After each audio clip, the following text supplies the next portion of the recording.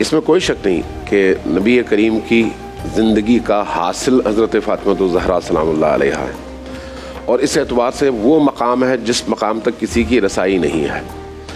لیکن اس بیٹی کے حوالے سے جو اہتمام اللہ کے ہاں اور رسول کے ہاں نظر آتا ہے، یہ اہتمام کسی اور فرد بشر کے لیے نبی کریم کی زندگی میں نظر نہیں آتا.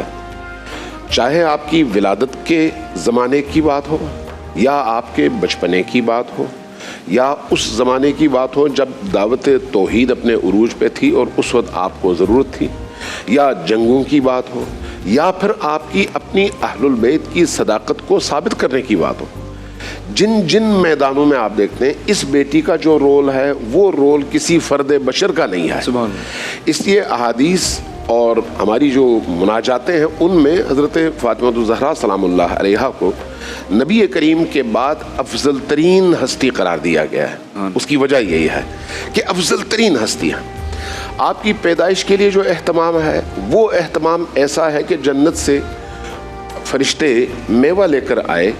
اور اس میوے کے تناول کرنے کے بعد حضرت فاطمہ الزہرا سلام اللہ علیہا کا وجود اس عالم مادی میں منصع شہود پہ آیا. لیکن اس سے پہلے خود نبی کریم کو 40 دن تک حضرت خدیجہ سلام اللہ علیہا سے الگ رہنا پڑا اور اللہ کے حکم پر رہنا پڑا کہ 40 دن آپ الگ رہیے، اور جس طرح سے ہم اعتکاف کرتے ہیں اس طرح سے اعتکاف کی صورت میں عبادات میں وقت گزاریے، اور اس کے بعد آپ کو ہم وہ نعمت عطا کریں گے جس کو کوثر کہا جاتا ہے. انا اعطیناکل کوثر، یعنی کوثر کا جو مصداق اتم ہے وہ حضرت فاطمہ الزہرا سلام اللہ علیہا کی ذات ہے. اسی طرح سے اگر آپ اہل البیت کے سلسلے کو دیکھیں، آج بھی پوری کائنات میں اگر نسل رسول کسی ہستی کے ذریعے سے قائم اور دائم ہے تو وہ ہستی حضرت فاطمہ الزہرا سلام اللہ علیہا کی ہستی ہے. اگر خود حضرت زہرا سلام اللہ علیہا کا اپنا وہ مقام دیکھنا چاہیں، باپ بیٹی کا رشتہ اپنی جگہ وہ انتہائی عظیم رشتہ ہے، لیکن یہ جو مقام ہے یہ اس حوالے سے بڑا اہم ہے کہ نبی کریم اپنے بعثت سے لے کر تا قیام قیامت تمام انسانوں کے لیے رہنما بھی ہیں، مرشد بھی ہیں، اسوہ کامل بھی ہیں. اب یہاں پر ایک مسئلہ ہے کہ آدھی آبادی خواتین کی ہے. خواتین کے جو خاص مسائل ہیں ان میں مرد ان کے لیے نمونہ اور اسوہ بن نہیں سکتے، اس کے لیے عورت چاہیے. لیکن عورت بھی وہ چاہیے جو نبی کی طرح سے ہو اگرچہ نبی نہ ہو.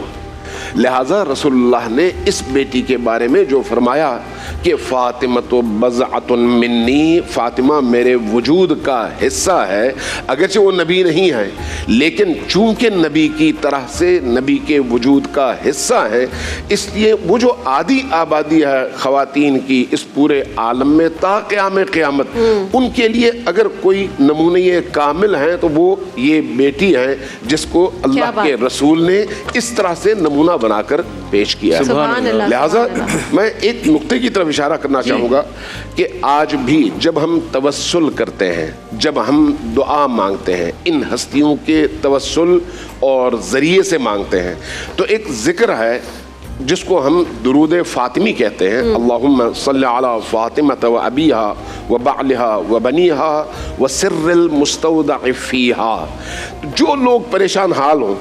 اگر وہ 530 بار ہے جو کہ عدد فاطمہ کے مطابق ہے، فاطمہ کا جو عدد ہے وہ 530 ہے، 530 بار اگر بیٹھ کر یہی ذکر اور یہی تسبیح پڑھ لیں، اللہم صلی علی فاطمہ و ابیہا و بعلہا و بنیہا و سر المستودع فیہا بعدد ما احاط بہ علمک،